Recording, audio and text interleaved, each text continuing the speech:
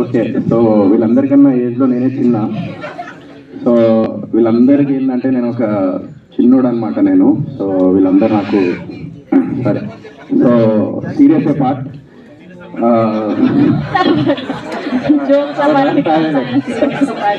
Serious అనుకున్నా నేను బాగా. ఓకే. సో అయితే మహబూబ్ నాది ఫ్రెండ్షిప్ బిగ్ బాస్ నుంచి స్టార్ట్ అయింది. సో ఇద్దరు జర్నీ చేసుకుంటూ మేము మాట్లాడుకుంటూ ఉండేవాళ్ళం ఇంటి దగ్గర కానీ అదంతా.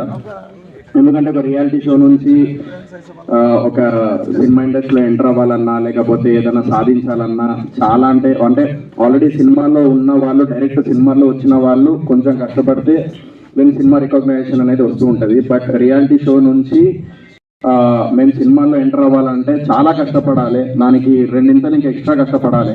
ఎందుకంటే ఆ ఆడియన్స్ మైండ్ సెట్ ఏంటంటే అరే బిగ్ బాస్ ఒక రియాలిటీ షో, అక్కడ నుంచి సినిమాలోకి ఆ మైండ్ సెట్ని తిరిగి అది తీసుకురావాలంటే మంచి మంచి కాన్సెప్ట్తోని అండ్ కష్టపడుతూ మంచి కాన్సెప్ట్తో ముందుకెళ్ళాలి.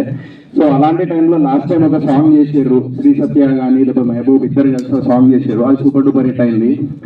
సో విజువల్ పరంగా అయితే అప్పుడు ఇరగదీసారు. సో ఎప్పుడైతే నాకు ల్యాప్టాప్లో తీసుకొచ్చి నాకు చూపెట్టిండో ఈ సాంగ్, నేను అసలు మైండ్ అంతా మింగింది. సో ఏం అర్థం కాలే.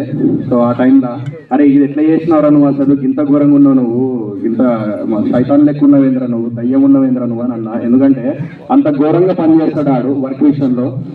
సో ఆ వర్క్ విషయానికి వచ్చేసి ఆ డెడికేషన్ కానీ లేకపోతే ఆ ఎడ్యుకేషన్ కానీ వాడిది నెక్స్ట్ లెవెల్ ఉంటుంది.